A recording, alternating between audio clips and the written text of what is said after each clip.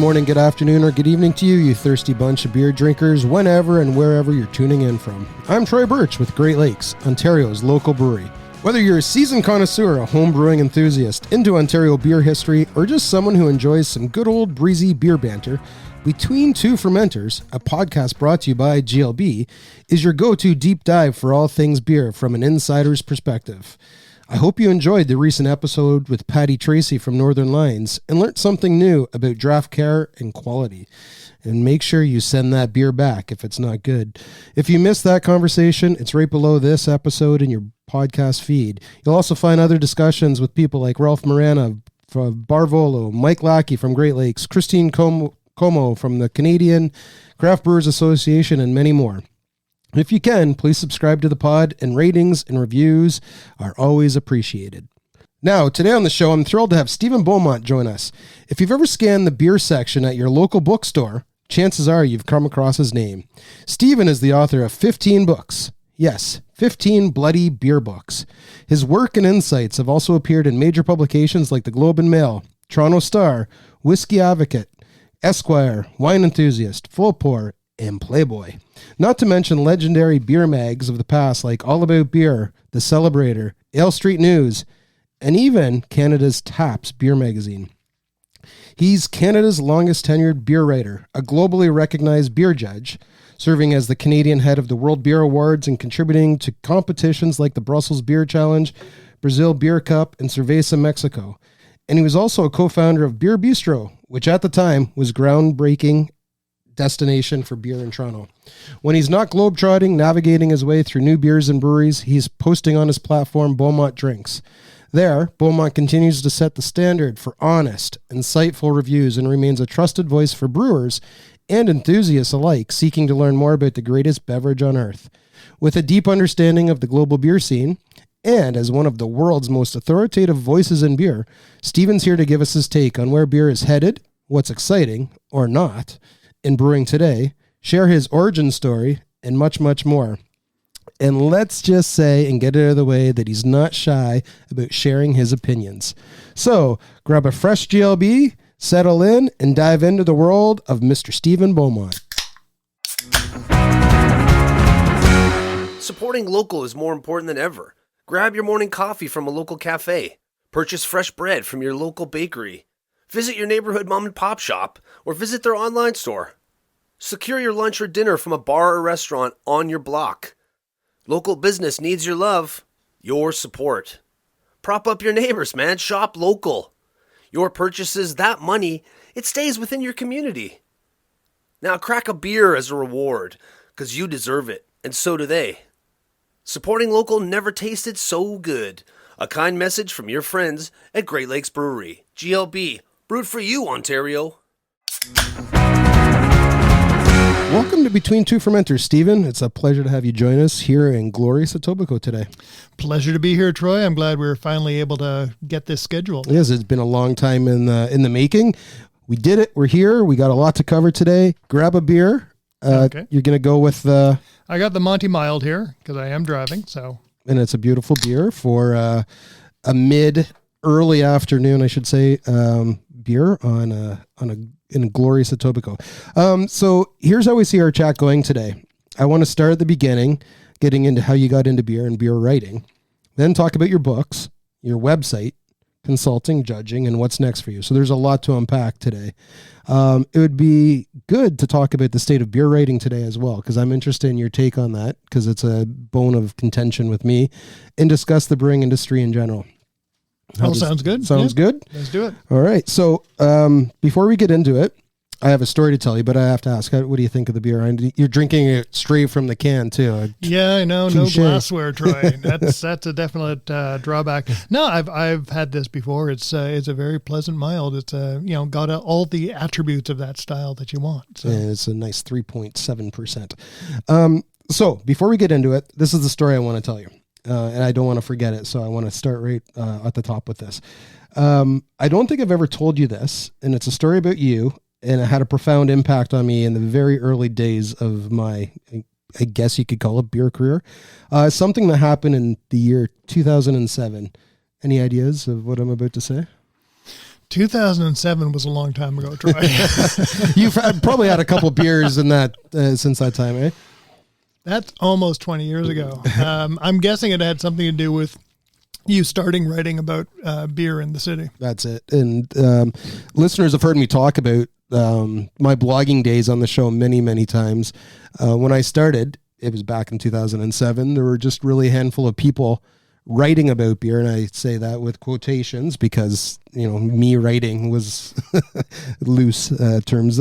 But not long after I got going and moving here to Toronto, I was really surprised. I received an email from you one day inviting me out for a beer.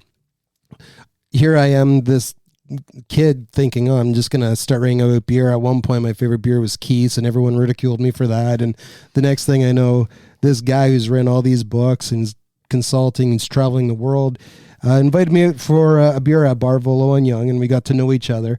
And that was a big moment for me, meeting the guy, like I said, who wrote so many books and had this worldwide name in the beverage industry. So anyways, I just wanted to thank you and share that with you. Well, I'd be lying if I said I remembered that, Troy.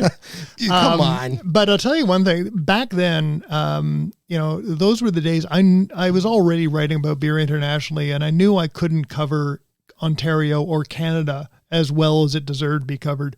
So I was actually doing my best to kind of help try to mentor as many people as I could to cover the local scene. Yourself, when Angus Keeley took over, did the beer column at the old Metro, I took him out. I took out Josh Rubin. I took out Jordan St. John, just to, help people along and kind of, give whatever wisdom I had and pass it through. Did you ever take old Uncle Al in Kingston out for a beer? I've only met Al once, actually, Alan McLeod. Al, you got a second shout out on this podcast since we started. So you got started way back, and I'm not going to date you here, but you got your start way back in 1991 with the Toronto Star. Is that correct? Well, I'd actually done a little beer writing in 1990.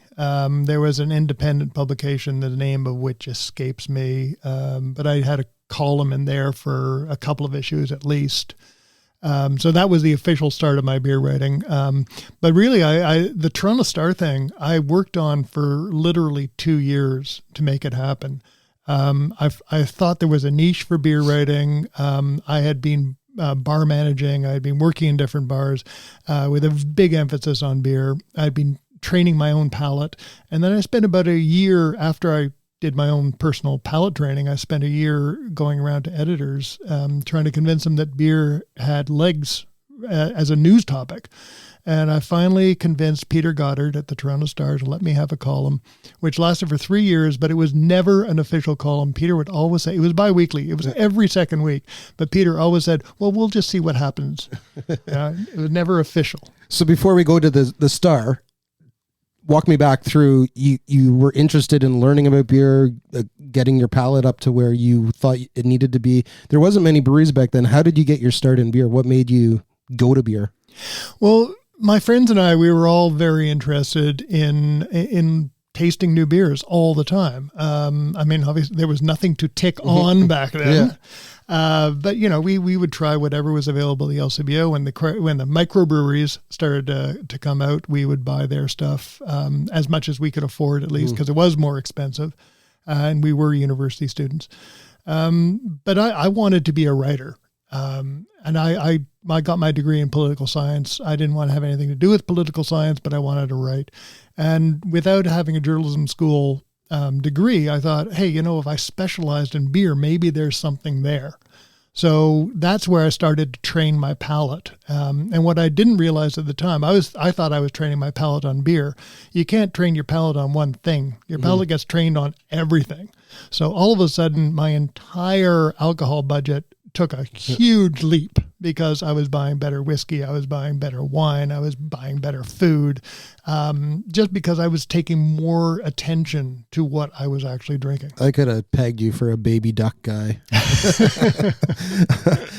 So you started doing the writing on your own time, and then you got like the beer writing on your own time, and you got published in now you can't remember, would it have been like the Great Lakes Brewing News? No, this was before Great Lakes Brewing News. It was I think it was actually put out by the local chapter of Cameron. I think they called it What's Brewing. Okay. And I know that David Watt up at Shackland's has a copy floating around the brewery up there. Yeah, wow. Because he showed it to me. But yeah, I really thought there was something to this beer boom at the time. I mean, boom, it was like a dozen breweries. Yeah. You know, you look at it now, it's like, oh wow, that was pathetic. It really was the first wave of post-prohibition renaissance, if you will, the mid to late 80s and 90s. By the time you got to almost 2000s, all those breweries really shut down or merged with others, transformed into something else. Into something completely different. So, so the Toronto Star, what were you writing about? Like, was it just beer reviews? Was it bar reviews? Was it just anything? Or was it actually, here's what's happening in the industry? Well, it was a bit of everything, actually. I talked over the topic of every column with Peter before I started writing it. My very first column, I remember, it was about, there was a brewery, one of the earliest breweries in Toronto was called Connor's Brewing Company. It was actually based in Mississauga. And it was shut down and then sold. And so these two guys, Glenn Dalzell and Mark Bedard, were reviving Connors, and I think they were brewing down in St. Catharines, I believe. Taylor and Bate. It wasn't at Taylor and Bate. They did set up their own brewery. They weren't contracting, but the column was about the revitalization of Connors. And then at the end, I had a few little beer notes about new releases and things. And the very last paragraph, I mentioned Niagara Falls Icebox. I remember this like it was yesterday. This is my first column ever in the Toronto Star. One paragraph, I gave a little rave to Icebox. And I heard from Claude Corriveau at the time, it was a GM at Niagara Falls. He said the following week they were getting calls from as far away as North Bay, asking him to reserve cases for them, and they'd drive down and pick it up. So you knew you're onto something then. That was the power of the press. That was just extraordinary. But did that motivate you to just, okay, now reviews are going to be a bigger part of my writing? No, I thought it was important to mix everything up. Okay. So I talked about bars. I talked about, I had a column in there. I got a pre-construction tour of the Granite Brew Pub on Mount Pleasant, and I wrote about the opening of the Granite. I wrote about kind of destination bars and breweries around the GTA. So, out in Guelph or out in Kitchener-Waterloo or what have you. Well, it's funny you say that because I have this down here that every time I go to the bathroom at the Woolly in Guelph, I think of you. They have one of your early articles on the pub framed right beside the urinal. Yeah, I've seen that. Yeah. So what was it like covering beer back then? Because when I picture 1991, 92, 93, I'm thinking of in Toronto proper or Ontario, I'm thinking of a handful, 10, 12 breweries. Was there a lot to cover bi-weekly, or were you? There was enough. I mean, there was a real sense back then of something that was really exciting and happening. So there was definitely enough to cover, at least on a bi-weekly basis. And I really embraced the whole opportunity. It was a real, learning experience for me, because obviously there was a lot that I still didn't know about beer. There's a lot that I still don't know about beer. So I had to learn on the job to a certain degree, and it was extremely rewarding. Well, that's why you're here too. I'm going to teach you a couple things. But I was thinking when I was putting some show notes together, I don't recall. I'm lazy. Haven't gone to the Toronto reference library and gone through all the slides of the old newspaper articles and stuff you did. But that'd be a pretty interesting book, going back and getting all those articles that you had submitted and published through the Toronto Star, and make that into a book of what was the industry like back then. It would be a very interesting book for you and about 12 other people. I think some breweries would sell it, but so I think that's something you should look into. But were you one of the first, and I don't know this to be the case, but were you one of the first to start using the term craft beer in Canada? I've never ever said this publicly before, but breaking news. The very first person to use the term craft beer, to my knowledge, was Michael Jackson in his 1977 book. And he used it as a translation of the French bière artisanale. He said that translates, basically it's craft beer. Mm-hmm. Tom Deldorf and I were at the Great American Beer Festival in the early 90s, I think 93, 94. And Tom ran the Celebrator Beer News out of California. I was writing for him. And we just got to talking about this whole microbrewery term, which we thought was problematic because breweries were getting bigger. There was always this connotation of microbrews, which was a great gag that you saw in innumerable cartoons about these little tiny cans of beer. And we said, Michael's term craft beer, I think that really sounds like it's something that could work. And I guess other people were having the same thoughts at the same time because it was around the mid-90s that it really started to take hold. And today, there's been a lot of people, conversations with online forums and people saying craft should go away. It should just be beer. What do you think? Should we still have that in our vocabulary to differentiate ourselves from? So one of the problems in the beer industry is that the craft beer industry doesn't regularly understand that the beer drinking public is not the people who they see coming through their doors to buy their beer at the brewery. Yeah. The beer drinking public are people who still don't know what a hop is. And for them, craft means something. It means that it's going to be maybe a little better. It means that it's going to be more flavorful. It means that it's going to cost them a little more. And so long as that term has some resonance for the average consumer, which is basically who I'm writing for. I mean, I'm not writing for beer geeks. I'm writing for average consumers. As long as that resonates with them, I'm going to continue to use it. I think that's the best summation I've ever heard of why craft should still be. I love the term craft. I hate when just a couple weeks ago, the CBC was doing an interview with me about tariffs and they kept referring to us as micro brews. And it's like, that's from the 90s. I haven't heard that in a long time, but, so let's get to books now. So you wrote for the Star, you said, for 3 years. Yep. And then you decided, I'm going to go and travel Canada. I'm going to write the Great Canadian Beer Guide. And that was 1994. Yes. So did it take you from 93 to 94 to put this book out? That was the most insane project that I've ever embarked upon in my career. So the story goes this way. I was sitting talking to Tony Aspler. Tony Aspler is eminence grise of wine writing in Canada, one of the most legendary wine writers in this country. And I said to him, Tony, when did you actually start getting respect for your writing on wine? And he said, probably when I wrote my first book. So I started working on a book proposal the next week. I got an agreement from Macmillan Canada, and they, first of all, wanted 60,000 words. And I went over in my mind what I had to cover, and I went back to them and I said, no, I'm going to need 90,000 words. You don't ask for 50% more words. That's just dumb. For your first book. For a first book. And then I agreed to a timeline that had me research and write a book about every brewery in Canada in 3 months. So all Rodney Dangerfield had to do to get respect was write a beer book. But how exciting was it though? So you got this deal to write a book. It was, I woke up my family on the West Coast to tell them I was over the moon. I had friends who were saying, oh man, you're going to be rich. I was like, no, it's a book. Roll your neck in a bit. But I literally visited almost every brewery in Canada. There was one in Swift Current, Saskatchewan that I did not visit. And I did not get to Newfoundland. But I visited every other brewery in this country. In Newfoundland in 94. Was there a craft brewery?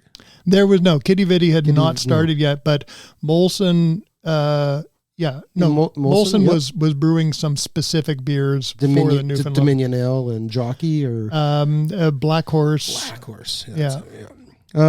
So during the writing of the book, or after it was published, did you recognize that being a beer writer, like a full-time beer writer, author, was going to be your career? Like, or did you say, okay, the book is going to get me respect, I'm going to continue doing this, but up until, like, were you doing other things while you were writing for the Star? Oh, yeah. I started writing as soon as I could. I started writing in the U.S. market. Okay. Partly because as today, the exchange rate is very beneficial to a Canadian writer working in the U.S. market. I was also developing European outlets as much as I could. I made a conscious decision that the first place I was going to fully explore was Canada. Then I was going to start going to the United States, exploring the beer scene down there. And only after I had a firm footing and all of that would I start going over to Europe. And that's exactly what I did. I didn't actually get to Europe until I think it was 97. So, sorry, I don't think you really answered me, though. Did you know? It's possible. Did you know this is my career with that first book, or was it before the book? I think it was before the book. I had very strong hope that this was going to be something that would last. Okay. I knew I was going to have to expand it. And I've done a considerable amount of travel writing over my years as well, because to me, the whole experience of going somewhere and drinking or eating something, it's part of travel. 100%. So I cannot write about Cologne, Germany, for example, with, the Kolsch houses there, which are spectacular and one of the world's most underrated pub crawls. I can't talk about that without talking about the city, without talking about the culture. So it becomes travel writing as well. I think, I am not a writer. I write like I talk. But I think I picked that up from you a long time ago, for just reading your stuff, is whenever I traveled for Taps Beer Magazine, or if I was just on vacation in Belgium, I didn't just talk about the brewery. I talked about what was around the brewery and what was the market beside the brewery and who was drinking in the pubs. And I think it just gives a whole it's a better understanding of the whole beer culture. And it makes you, a better writer in the process too. There's this long running debate about whether beer has terroir. And I think beer's terroir is found in the pub. In the pub. I think that's where you can have a pint of cask conditioned Timothy Taylor Landlord in Toronto if someone wants to send over a cask, but it's not going to taste the same as drinking one in a Yorkshire pub. It's just a different experience. Following up on the first book, you wrote and had published the following books over the following 30 years. A Taste for Beer, which has got an amazing picture of you on the cover. The Great Canadian Beer Guide 2.0. Brew Pub Cookbook, great recipes from great North American brew pubs. The World Atlas of Beer, 2 volumes of that, if I'm not mistaken. Three. Yeah, I only have the one. Beer and Food Companion, Best Beers, the indispensable guide to the world's best beers, or the world's beers. The Pocket Beer Guide, you've contributed to a whole bunch of books. Beerbistro Cookbook, the Premium Beer Drinker's Guide. I really like that book. The World's Strongest, Boldest, and Most Unusual Beers. We'll Travel for Beer, 101 Remarkable Journeys Every Beer Lover Should Experience. What's the next one? That's a very good question. I'm actually working on a novel, but that has nothing to do with beer. Okay. Well, tell us about it. No, I can't. Okay. I can't talk about a work in progress. The big problem today is that drinks books are very difficult to contract these days. If you go into the drinks section of any bookstore, you can see all these cocktail books, a few wine books, and maybe 2 or 3 beer books if you're lucky. There just simply isn't a market for them right now, and so publishers aren't really interested in them. Well, one of the benefits of having a blog or writing about beer, being in the industry before I joined Great Lakes, I got sent all the not first editions, but the preview copies or whatever. And so I've built a huge library of beer books over the years. And I used to love going into the bookstores and seeing, who's got the new books out, and buy them if I didn't have them sent to me. And I do miss that because there's no one really doing them anymore other than like the U's and the... Yeah, there's very little coming out these days in terms of beer. There's a lot in terms of cocktail, Mm-hmm. and in 2 years, cocktail books are going to be a dime a dozen. Well, I know you just published one recently with Christine. It was a spirits book. Spirits book, not a cocktail we book. covered all of Canada's distilleries at the time. And so I mentioned this to you earlier, but I have over 200 beer books in my collection at home. And so you coming on, I went and pulled out a bunch of them from your books. And that vest you have on and Taste of Beer, you mentioned that you borrowed it from the photographer for the shot. Yes, I got to talk about that. So we did that photo shoot at Mark McEwen's North 44 restaurant. Okay. I got there. I was, I had a couple of shirts as you do for any photo shoot. And the photographer kept shooting me, there's something missing. And he was wearing that vest. Okay. And he handed it to me. He said, just put this on. And so I put it on and we took the shot, and that was the shot we used. There you go. But seriously, a lot of very amazing books that you've published over the years that all tell a great story of the world's best beverage. What was your favorite book you ever wrote?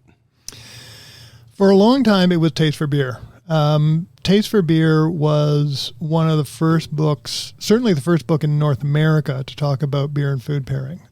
Michael Jackson had talked about pairing beer and food before, but it was the first one that, to my knowledge at least, that was published in North America talking about pairing the two.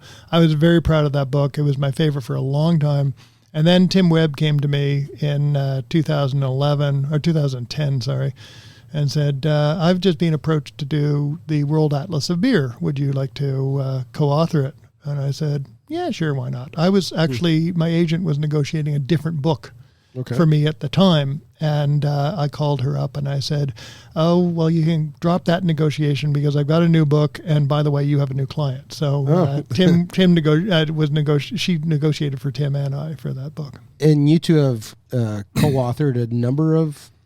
Yeah, 6. So the year after the World Atlas of Beer came out, we did the Pocket Beer book, and then we just basically kept on going. I think we had 3 Pocket Beer books in the span of 4 years, so we kept updating it, and then we did a World Atlas of Beer every 4 years. I loved his. I can't remember the title, but it was about Belgium. The Camera Good Beer Guide to Belgium. It could have been that one, but he's done. He's either done on his own or with somebody. I think 8 editions of that, I believe. And now the World Atlas of Beer has been done by a number of authors over the years, right? Well, no, so the World Atlas of Beer. The World Atlas of Wine is something that the publishing house, which is Octopus Publishing, a division of Hachette in London, they had published the World Atlas of Wine by Hugh Johnson and Jancis Robinson for a number of editions, and they wanted to branch out.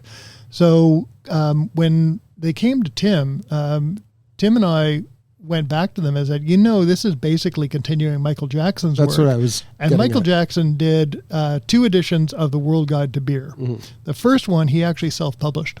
The World Guide to Beer. Sorry. Yeah. So that's where I was thinking it was similar vein to the World Atlas of Beer. So the second edition was actually published by the same publishing house. Okay. He, of course, Michael was a good friend of both Tim and I. And the first edition, we felt Michael's presence the entire time we were writing it. And we really felt that, we had to do his legacy proud with that book. And I think we did. I think we did with all 3 books, actually. I have a first edition copy of a World Beer Guide, the World Beer Guide from Michael Jackson. I was in this little bookstore. I can't even remember what town it was, but I just walk in and there it is, dust jacket and all, mint condition, $5. The green jacket, from 1977. That was the 1977 one. Is the World Guide to Beer. The World Guide to Beer, and then I found another one by him, just again randomly, the English Pubs. Which was, I think, his first book. That was his first book. Again, he self-published that one. Yep. So these books are all pretty diverse, the ones that you've written. Like you have beer and food, you have travel, you have reviews, you have your opinions on breweries. As Norm Macdonald's famous sidekick once asked, where do you get your ideas from? God knows. In the early days, after the Great Canadian Beer Guide came out, the first edition, the publisher actually came to me and said, okay, so you did that one. What do you want to do next? Mm-hmm. And I kind of went, well, why don't we talk about beer as kind of a lifestyle component? And that was Taste for Beer. And then they said, again, what do you want to do next? I said, well, how about a cookbook? I can get these recipes from brew pubs all over North America. And they said, okay, we'll do that one. The Beerbistro cookbook was a funny one because the publishing house was Key Porter. And they asked me to come in for a meeting about a book that they wanted me to write. I knew that there was no way I was going to write the book, but I had the meeting as a courtesy because I thought, you never know what's going to happen. And as it came out, as we discussed it, the Key Porter offices were, I think they were in Adelaide, just off of Yonge Street. And the publisher of Key Porter was a huge fan of Beerbistro. And when he found out that I was a co-owner of Beerbistro, he said, I go there once a week for lunch. Would you be interested in doing a cookbook? I said, I'm pretty sure Brian would be interested. Yeah. So I walked down from the publishing house to Beerbistro. I said, hey, Brian, you want to write a cookbook? He was over the moon. Yeah. And so that's how the Beerbistro cookbook came together. I still use that for pulled pork and coleslaw. I still use those recipes to this day. Yeah, there are some great recipes in that book. There really are. So you mentioned that you're writing a non-beer book right now, or you're in the process of doing one. But any more beer books in the future? There are things that I'd like to do. I don't talk about projects until they're actually contracted and underway. So there's definitely stuff that I'd like to do. Whether it's viable, whether I can get a publisher interested in it, that's another matter.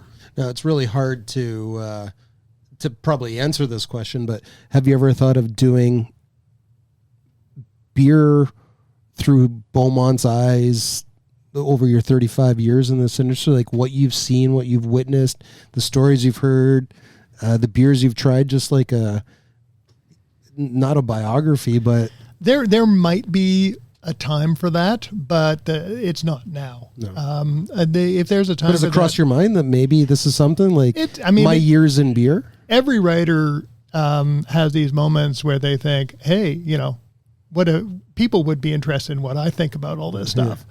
But, as I said, there might be a time for that 10 years from now, 15 years from now. But it's definitely not the time now. Okay. All right. So you don't just author books, though. You have an active website with reviews and information. But before we get to Beaumont Drinks, because that's the website, you used to have a website and a blog under the name of World of Beer. Yes. And I have 3 questions. How the hell did you get that ULR? 2, what happened to it? And 3, how much did you make from it? Well, the ULR, this was the early days. Like this was before blog. Like you got worldofbeer.com. Yeah, I got worldofbeer.com. No problem at all. God, no, I don't know what I paid for it. I think I just registered it and started using it. I had it set up as a monthly kind of newsletter. Mm-hmm. So every month I published a new issue online. Again, this was before blogging. This is before anything like that. It went along quite well. It got a little frustrating for me because I couldn't monetize it. Mm-hmm. Excuse me. It was one of those things that became, difficult to justify the amount of time I was spending on it every month. Yeah. Like this podcast, taking time out of your day.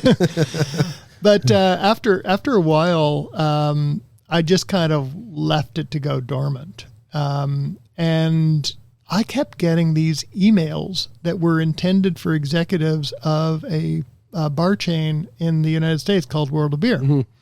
And I started out, I would just forward them on to them. I kept on forwarding them on to them. And there was zero feedback. Like they were not appreciative of this. Who the hell is this guy? And finally I just said, oh, the hell with it. So I invited them to buy it and they lowballed me. And I said, okay, fine. I'll just keep on with it and, keep getting your emails and keep putting them in my trash. And, they finally came back with what I viewed as a reasonable offer and I took it and then they proceeded to mostly self-destruct. I actually looked them up a couple of weeks ago. There's still some outlets existing, but they had massive expansion plans that just never happened. Worldofbeer.com. So now you have Beaumont Drinks. So you let World of Beer go dormant. Why did you create Beaumont Drinks? Well, Beaumont Drinks arose, actually the title, my wife Maggie actually suggested it years back when I was doing some work, excuse me, for a website called that'sthespirit.com. And they wanted me to do a column for them that they were going to pay me for. And I said, okay, fine. What are we going to call it? And Maggie actually suggested call it Beaumont Drinks. So I had that column for several years. It's a fact. And then it is a fact. I'm doing it right now. And then I really got frustrated by not being able to sell reviews, to get someone to publish insightful information about beer and spirits. So I said, well, the hell with it. I'm going to do it myself. So that was the way I decided, I'm going to go ahead. I didn't want to have banner ads or, the Google ads that, make even a website like Forbes.com is almost unreadable it is because unreadable. of all the pop-up. Yeah. So I didn't want all that. I do offer some services to breweries or distilleries for portfolio tastings. I'm actually in the middle of doing a full portfolio tasting for Blind Enthusiasm Brewing out of Edmonton, which is one of, I think, the most exciting breweries in Canada these days. So that's going to be published within the next few weeks. And, aside from that, I do my own reviews. Sometimes people send me stuff. Sometimes I just go out and buy stuff. And I write longer form reviews. So my reviews tend to be anywhere from 300 to 500 words just to kind of give some background, not just a few notes on what it tastes like and whether it's good or bad. You do talk about the style a lot too. Yeah, I want people to not just look at a number and say, oh, this is good, this is bad. I want them to look at the review and say, oh, this is interesting. I'm interested in trying to see if I can find this flavor or something like that. And you mentioned some breweries send you beer. Sometimes you do a call like, hey, do you have any Doppelbocks, for example? Yep. So I'm assuming you get a lot of beer sent to you. Do you review it all? You would assume incorrectly, actually. You used to get a lot of beer sent to you. I do not get a lot of beer sent to me. For whatever reason. And, I'm not out there soliciting samples. If I have a very specific article and very specific need, sometimes I will contact a brewery and say, hey, can you send me over, Oktoberfest, a brewery in Edmonton or a brewery in Calgary. I can't get their, Oktoberfest, or I can't get their Märzen, or, whatever. And so I will reach out to them if I know they have something with a really good reputation. It's like, can I include this? And get them to send me. Yeah, we used to send beer to a lot of people and finding that it just, nothing happened to it. So it became one of those, well, if you send it, will they drink it? And so that's why I was asking, but we'll get you some beer soon. Well, I think honestly, I think that's what happened industry wide. Yeah, too many people were blogging. There were a lot of bloggers, and you put out this blog post on this beer, and 7 people read it, and it's one of those things that I think that a lot of breweries just got jaded about it, or they're one of the hype breweries, and they don't need to do that because everything they put out is going to sell anyway. Yeah. Now, Brian Titus always used to say this, that there's so much good in the industry, why talk about the bad, when it came to beer. And I think one of the things I really liked about you for so many years is, and I said, you're not shy about sharing your opinions. If you don't like the beer, you're going to tell us, and you're going to write about it if you want to write about it. If you decide, you know what, I'm not going to put it online, but I'm going to talk to the brewery, at least you'll give the feedback that this is what I really didn't. We had a beer, I'm not going to say which name, that you were trying, and you're like, there's just something I'm not getting into with this beer recently. And that's what I think, where I say Beaumont Drinks is still an unvarnished, honest feedback that people can go, and if you see what you have said, they know you're not just, it's not because you got a free beer, I'm going to love this beer. Well, a case in point was the Kronenberg Rosé this was late last year, I think. I was sent a 6-pack of the stuff by the PR people, and I tried it. I didn't like it, but they sent it to me for review, so I reviewed it. Then they sent me a follow-up email saying, "Oh, we were wondering how you felt about it," and I put in the review, and I never heard back from them. So, I do think that it's worth talking about the good and the bad, because people are out there buying the bad as well as the good. Exactly. And if I can give them some insight on something and say, "Oh, you know what? Even if it's, there are 6 or 8 Christmas beers at the LCBO right now. This is what I think are the best. These ones, maybe you'd be better off saving your money." They might still say, "Okay, I'm going to go out and try that because I want to see if he's right or wrong." But at least I'm giving them something to think about. Now, you've been doing it for over 30 years too. And beer writers have come and gone throughout that time. Newspapers used to run columns on beer. Blogging entered the fray, and more enthusiasts like me got in on the fun. Today, though, there are not many of you out there. And you're global. The Pete Browns of the world, you, the Jay Brooks. I'm looking here in Ontario, in Canada. There are you and who? And what the hell happened? I'd say in terms of print. Print. Yeah, let's go print first. There are a handful of people who will do occasional stuff in print. And, I sometimes they're younger, eager writers, and I encourage them, absolutely 100%. But, know what you're writing about before you start writing about it. And where I start getting frustrated is when editors assign beer stories to people who don't truly understand the beer or the beer style or the brewery, and they're running this stuff. And I read a lot. I read a lot of drinks publication in general, and it does get very frustrating. As far as people who write regularly on beer in Ontario, I think there's me and there's Jordan, and then I start to go, who else is out there? I don't think there are a lot of regular people doing it. No, there's not. So, but what the hell happened? Talk to editors. Editors have decided that people aren't interested in beer, so it's very difficult to sell about beer. Troy, I'm doing 90% of my work in the spirits world these days. Yeah. In where? In Canada or the U.S.? All over. All over. All over. I do a lot of spirits and food pairing stuff. I do a lot of standalone columns about, or articles about, where to drink in specific cities, that type of thing. So is beer still your first love, though? Or did you have to adapt to spirits because that's where the work was? No, I started writing about spirits shortly after I started writing about beer. So I've always been, I'm interested in taste. Yeah. And to me, it doesn't matter if it's beer, it's wine, it's spirits, it's food. What I'm interested in what tastes good. I don't write about wine because although I consider myself relatively knowledgeable about wine, there are a whole lot of people out there who are way more knowledgeable than me. So I leave that to them. But I will write about spirits, and I will write about beer. And as I said, there's a lot more interest these days in spirits than there is in beer from editors. From a beer perspective, why, in your opinion, just like anything, why is it necessary to have people like you and the Jordans covering the industry, whether it's here's the news or here's the reviews?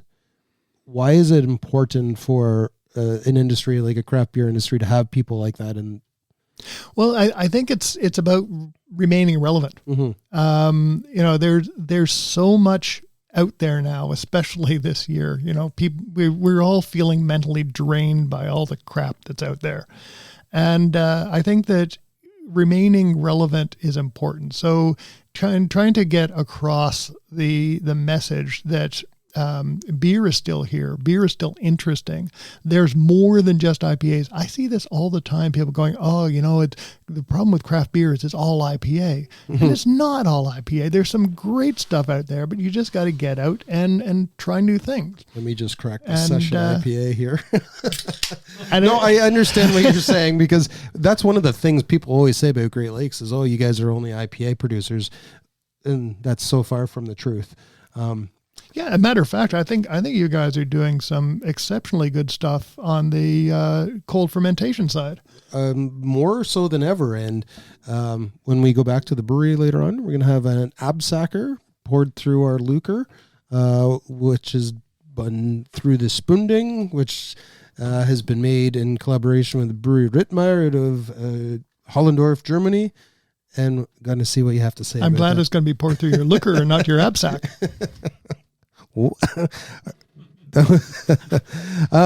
Okay, Beerbistro. Let's move over to Beerbistro. I've never really heard you talk about your role in creating and co-founding Beerbistro with the late Brian Moran.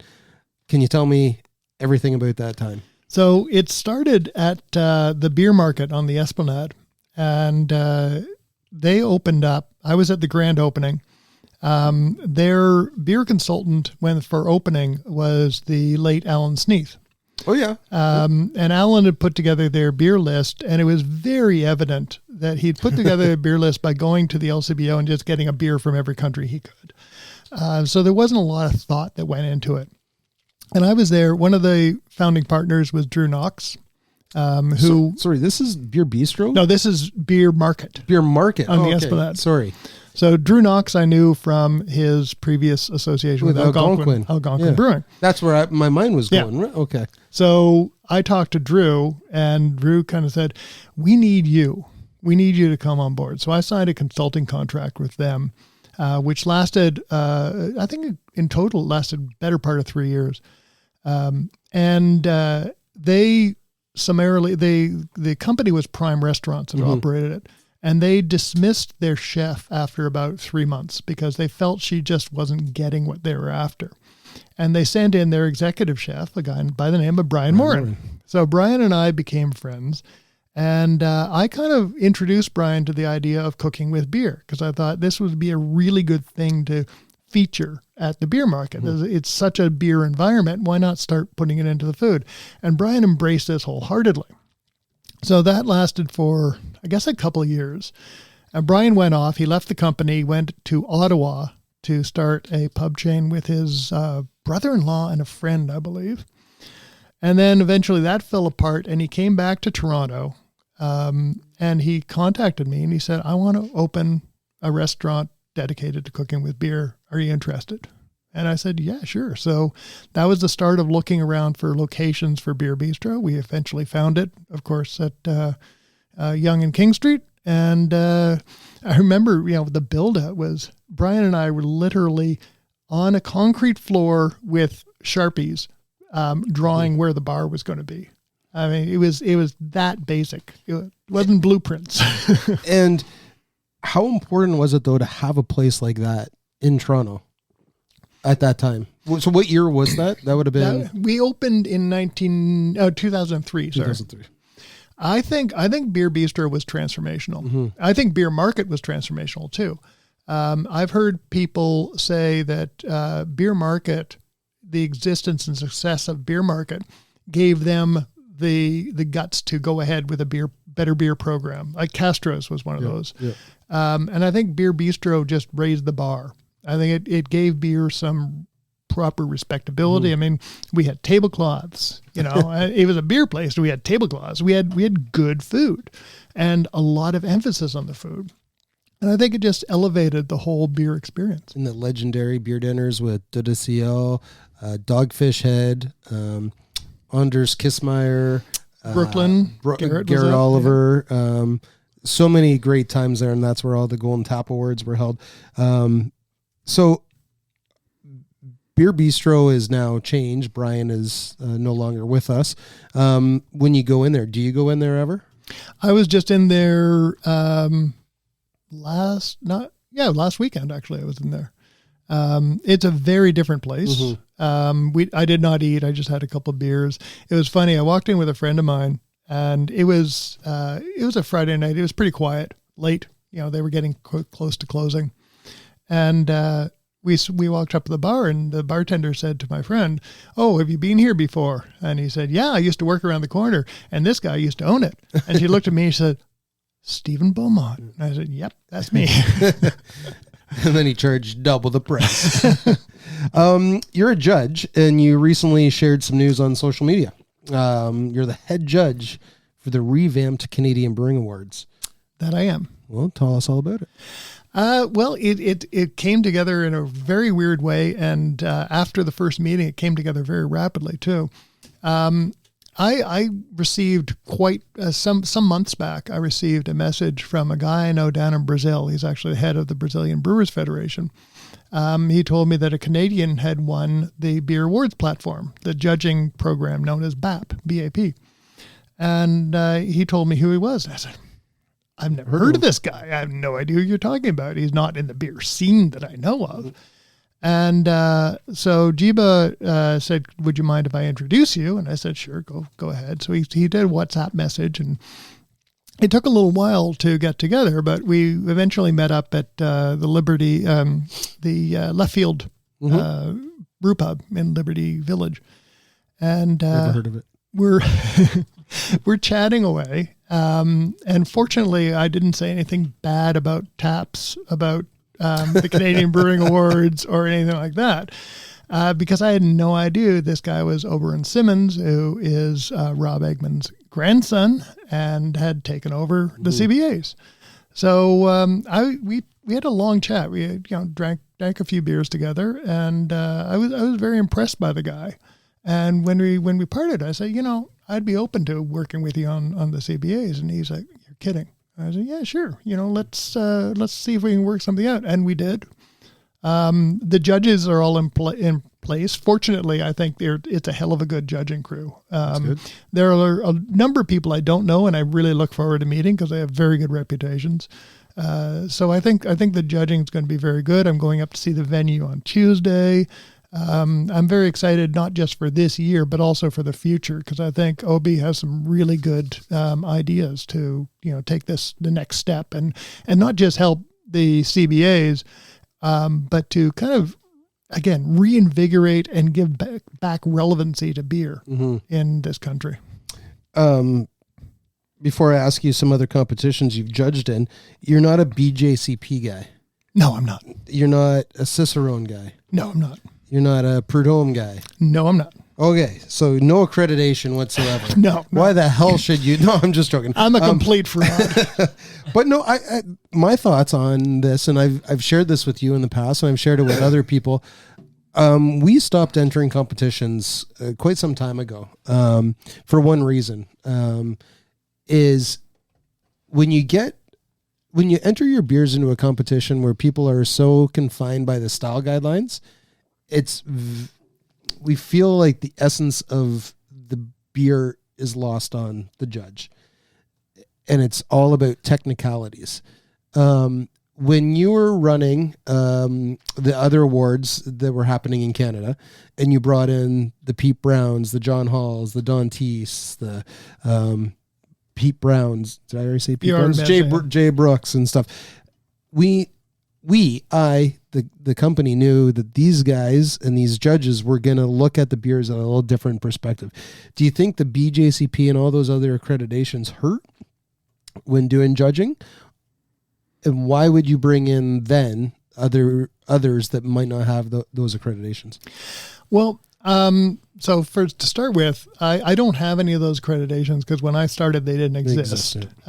Ray Daniels, who developed the Cicerone program, actually called me up when he was doing that and said, would you be one of the first people to take the program exam? And I said, Ray, love you, buddy, but what's in it for me? There is zero benefit. Either I get his accreditation or I fail and I look like a fool. I mean, there was no plus side for me. Gordon Strong is now the past president of BJCP. I like Gordon quite a bit. We've had some good chats about BJCP and some of my criticisms he actually shared. I think that BJCP was a program developed to judge homebrew. It was not developed to judge professional brewing, which of course has a whole greater range of possibilities. Nuances. Yeah. So when you're a home brewer, you're trying to get to a style. You're trying to hit that ideal. When you're a professional brewer, you're trying to create something that's attracting people's attention and getting them drinking it. So I think it's very different in that regard. But that said, I think that BJCP judges have good palates because they are trained and they do know something about beer. Like they do understand what they're doing. So as a head judge, my job is to take these people and get them out of their comfort zone. Say, okay, we're not talking about, here is your style description. Style description is fine. But if there's a beer that's outside that style description, but still the best beer in this category, and I'm not talking about tasting like an IPA when it's supposed to be a brown ale. Mm-hmm. I'm talking about, okay, it's a brown ale, but it's got a little touch of smokiness to it. But that's not a style description, but it still makes it interesting and makes it good. Mm-hmm. That's your winner. Yeah. Don't be constrained by those exact rules, those exact style guidelines. So really quickly, just can you rhyme off some of the other competitions that you've judged in? Oh, I've judged all over the world. How many competitions have you judged in? Instead of saying, okay, all over the world, bragging, blah, blah, blah, how many have you actually done? Hundreds, thousands? I mean, in terms of the number of times I've judged, I would not say hundreds. I'd say certainly dozens. Okay. In terms of the number of different competitions, I've probably over my career judged, 20, 25 specifically different competitions. I've in the last, say, 8 to 10 years, I've done a lot of judging in South America, which has been fascinating because it's actually Latin America. I should include Mexico in that because there's it's a younger beer culture, mm-hmm. and they're improving so quickly, and they're so creative because they approach brewing with a culinary mindset. I've said many times, I think that Mexico is one of the most exciting beer cultures in the world these days. Lucky's been saying that too. He keeps going back and back, and he loves the beers there. It's amazing. Brazil, Chile, Ecuador. I've judged Etobicoke. I've judged a couple of times in Italy. I've judged in China, UK, of course. It's fun. We're going to shift gears a little bit and talk about the industry. And this is the question that I've been waiting to get an answer on from you. For many years, Stephen, I'll be honest with you, a lot of Ontario breweries didn't understand why you were focused on the global scene instead of being more of a, if I can say, a cheerleader or talking more about local beers right here. Again, this is after you wrote 2 books about breweries in Canada. But did you ever hear that? Did you ever? Oh, I heard that all the time. Yeah. What the hell was wrong with you?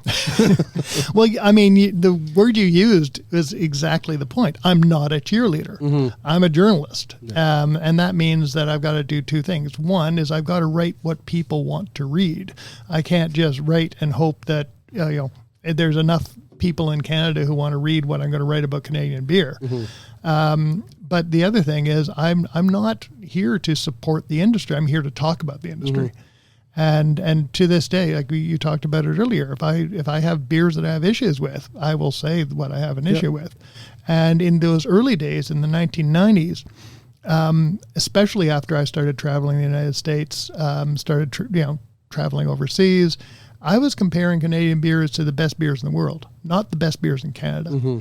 And at that time, Canadian beer lagged behind the world. We were not being as creative. We eventually got to be the point where I used to say, especially in Ontario was outstanding at doing classic beer styles. The Denison's Weiss beer, the Great Lakes Canuck, just these kind of classic beer styles, Black Oak's brown ale. I guess now it's Silversmith brown ale. These were great kind of standard styles, but there was not a lot of creativity. I mean, I remember talking to somebody from Wellington County Brewery in the lobby of my condo. This was, I guess, sometime. How long have I been in my condo? So some mid 2000s. And the strongest beer that was brewed in Ontario at the time regularly was 6.5% alcohol. Was that Iron Duke? Yeah. That was the strongest beer brewed in Ontario. Not today. But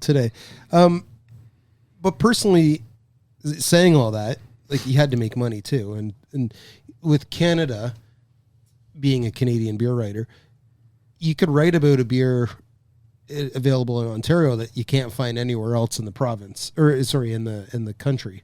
So did that ever have a damper on? Well, I mean, it even when I was writing for the Toronto Star, I was writing stories about beer in Vancouver because I wanted people to go and try beer in Vancouver. So the travel aspect. I was getting people, getting Canadians are notorious for going north and south, not east and west. Yeah. And I've always thought it was very strange that Canadians don't travel more in their own country. You get to Spinnaker's in Victoria. Oh, spectacular experience. I mean, I was actually out there in January. Food, beers, and the view. Yeah. But personally, too, I feel like you are talking about Ontario beer more these days. Is that just you're getting soft in the old age? No, that is very much true. And part of it is COVID. Obviously, COVID put my 3 to 4 months out of the year on the road plans right on ice. Yep. And so I was spending a lot more time drinking things that were local. And part of it is Beaumont Drinks. Beaumont Drinks says right in the title, it's your source for information on beer and spirits in Canada. So it's not just Canadian stuff, but it's stuff that's available in Canada. And of course now with I'm doing a Tariff Times series where I'm talking about specifically Canadian produced things, especially Canadian whiskey. Produced or Canadian owned? Canadian produced. Oh, come on. Well, Isn't it bullshit that all the Molson brands that are 100% American and they're out telling their publicans and everyone this is Canadian brewed? Miller Lights and the Coors Lights and do you see me reviewing a lot of Molson saying stuff? But come on, let's get Canada owned. But I mean, I'm talking more on the sides of spirits. The largest distillery in North America is down in Windsor, Ontario. It happens to be owned by Pernod Ricard. They're making great Canadian whiskeys down there. So am I not going to talk about their great Canadian whiskeys being distilled at the largest distillery on the continent just because they happen to be owned by a French company? All right. I'll let that slide. The first edition of the Great Canadian Beer Guide covered 74 breweries. That was 1994. 82, I thought it was. Oh, I don't know. My crack research says 74 from your Great Canadian Beer Guide number 2. But anyway, let's go with 74 or 82. 7 years later, the second edition profiled 163. So since 2002, Canada went from 163 to over 1,100. You going to do a third one? That'd be a fun journey to get to 1,100. Yeah, it's obviously it's not practical to do anything like that anymore. What I could see doing is cherry picking the best from across the country and just doing a basically Canadian version of best beers. So that's a follow up. What do you think about the Canadian industry right now? I tell you, I am very big on Canadian beer. I think that we have come so far in the 2000s. There are breweries all across this country that, if more people knew about them, they'd be cult favorites. Like they'd be destination breweries. Yeah. So I think there's a lot to be said for Canadian beer. I think Toronto in particular is one of the best beer cities in the world today. I think it can stand beside Portland, Oregon, Brussels, Munich. I think it's an outstanding beer destination. I think the same of Victoria. I wrote a story for Full Pour magazine about beer in Victoria, and basically you can just walk around the city going to brewery after brewery after brewery because it's a very compact city. We have better beer though in Toronto. Yeah, depends on what you're looking at. Fat Tug, Fat Tug's a great beer too. Fat Tug's a great beer. That's actually one of the ones I've been drinking lately. So there's a lot across the country. And I keep coming. I mentioned Swift Current before. There's a brewery in Swift Current today called Black Bridge. They're doing some outstanding stuff. Is it good enough to get me to Swift Current? Well, time will tell. But there's just simply great beer being produced all across Canada these days. And what's to come in the next year or so?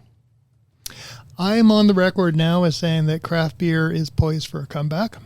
I think that by the fall of 2025, you're going to start seeing beer become more popular again. I don't think it will. What kind of beer?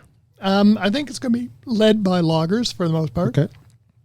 But I think that there's a lot of, I think you're going to see a lot of emphasis on diversity of styles. Mm-hmm. The industry hung its hat on hazy IPA for way too long, and then that flirtation with kettle sours. But I think now we're talking about, people recognizing that there is a diversity of flavors out there, a lot of different tastes. And I expect that people will probably be embracing that by the autumn. I don't think it's going to come back immediately. I don't think it's going to be a rebirth of the industry, but it's a starting point. And I think you're going to see that happening. Perfect. Okay, we're going to take a quick break, have a beer, and come back with some rapid fire questions. Hang tight. Okay. Here we go. When you hear the music, go for it. Will do. The GLB Brew Pub. 20 taps of the finest craft beer. Amazing food like burgers, pizza, Taco Tuesday. And check the retail store for amazing GLB beer, merch, and accessories. Open 11 to 11 at 11 Lower Jarvis Street, right near Sugar Beach. We know where you're going tonight. The GLB Brew Pub. A great place to see, the best place to be. Nailed it. Well, I'm glad you're drinking more Ontario beers and more GLB. Stephen, rapid fire questions now, okay? You ready? I'm ready. What beer have you been enjoying recently other than that Monty Mild? I mentioned it earlier, Fat Tug from Driftwood Brewing out in Victoria has been a staple in my beer fridge for Are a you while. buying it in Ontario? Or Yeah, I'm buying it in Ontario. Yeah. How much do you pay for that? Off the top of my head, I couldn't tell you. Yeah, $4. I don't pay a lot of attention to prices when I'm buying. Ooh, big wallet. Name a person or brewery in the industry that has or continues to inspire you. Got to be Luc Lafontaine, BIM. Ooh. Godspeed Brewing. I have a lot of respect for that guy, what he's done, what he's accomplished, and I always try to get together with him for a beer when he's back in Toronto. Who are your literary role models? Oh, would it sound bad if I said Hunter S. Thompson? Hunter S. Thompson was one of my inspirations to be a writer, actually. I've also, in my early days of writing, I used to use Hemingway as a writer inspiration. These days, I'm reading a lot of Ian Rankin and Thomas King, great Canadian writer living up in Guelph. The Inconvenient Indian. Yep. The Old Man and the Sea is my favorite book of all time by Hemingway. Favorite current beer writer? I have a current beer writer. Oh, geez. One of the people still doing it, he makes a lot of bad jokes, but Don Tess out in Calgary. I kind of like when he puts his fingers to the keyboard. Perfect.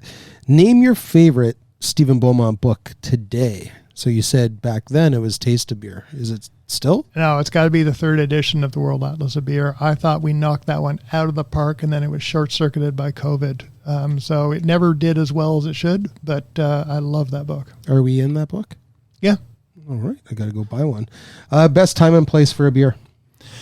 Oh, anytime you really, with friends. I think beer is a sociable beverage. I don't confine myself to any specific idea of when and where. How many beers are in your fridge right now?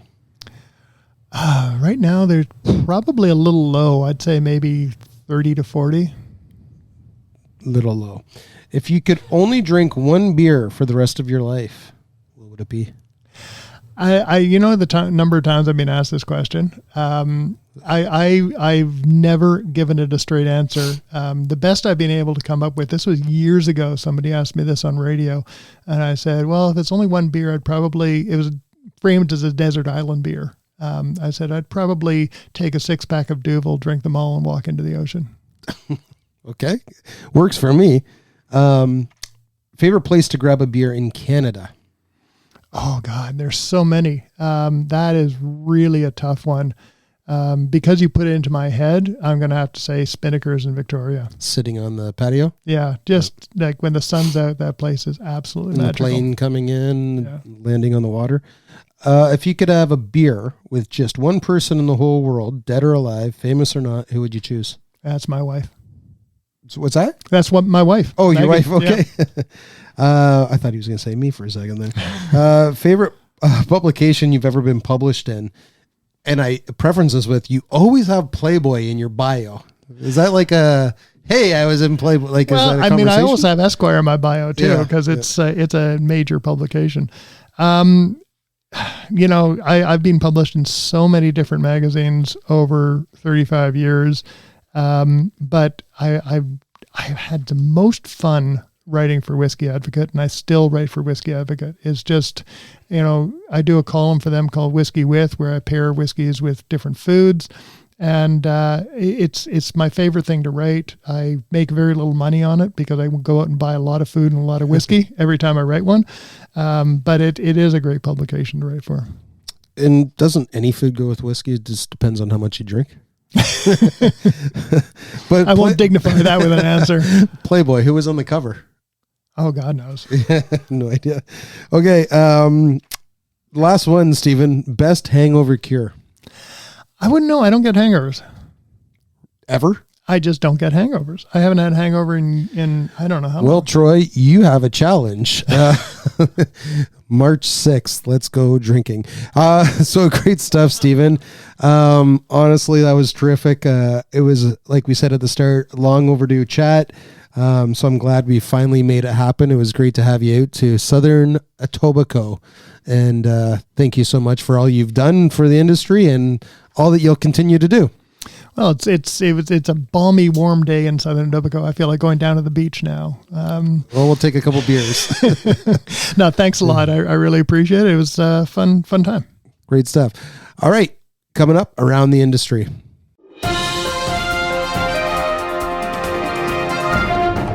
Around the industry. Burdock Brewery made a big splash last week when they announced that they're taking over the Amadeus restaurant. I probably butchered that. The space next to the brewery in Kensington Market. Matt Park, the good-looking fellow with the toque on his head on the Blog TO picture, he's the co-founder of Burdock, said that the brewery's aiming to open up its expansion before the patio season in May, and in the meantime, will be completing some renovations. Also, their Kensington location's menu will feature some similar items to their Bloor location, although you can expect lots of new dishes with a focus on regional specialties served on the beautiful patio. They just joined the OCB as well, too, so shout out to Burdock. Over in the east end of Toronto, the Aviary and Long Slice Brewery served their last customers on February 23rd. It's been a few months since the business went public with their financial struggles, looking for an investor and or someone to take over the company, which obviously didn't pan out. They were open for over 7 years here in Toronto, so all the best to all involved with those two businesses. Mike Crawley, the intrepid Queen's Park reporter and for CBC and a fan of Great Lakes, recently broke news that the LCBO was set to impose a 4.4% increase in the cost of service it would charge breweries. Mike followed that up that upon publishing the article, a spokesperson for the Progressive Conservatives said that if re-elected, the PC party would not let this happen. Welcome to the merry-go-round we face in Ontario beer. In an announcement shared on February 26, La Brasserie du Nord, I don't speak French, known for their Boreal beer, confirmed that they acquired Sober Carpenter, a Quebec-based brewery specializing in the production of non-alcoholic beers and clever, ready-to-drink mocktails. My good buddy Sebastian Paradis said, in addition to strengthening our presence in Quebec, this acquisition allows us to expand our reach in Canada in a rapidly growing segment. Sebastian is the president and CEO of that company.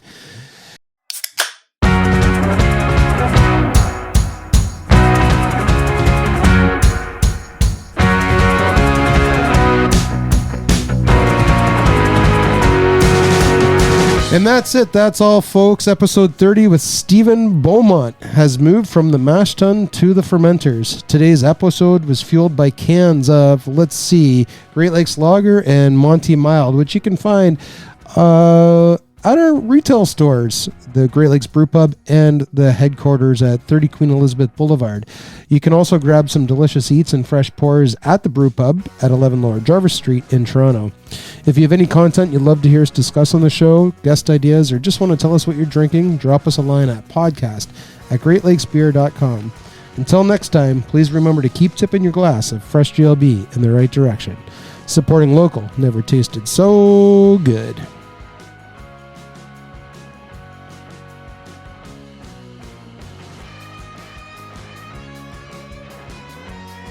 To learn more about what's happening at Great Lakes Brewery, visit greatlakesbeer.com and subscribe to our weekly newsletter or follow Great Lakes Beer on your favorite social media platforms.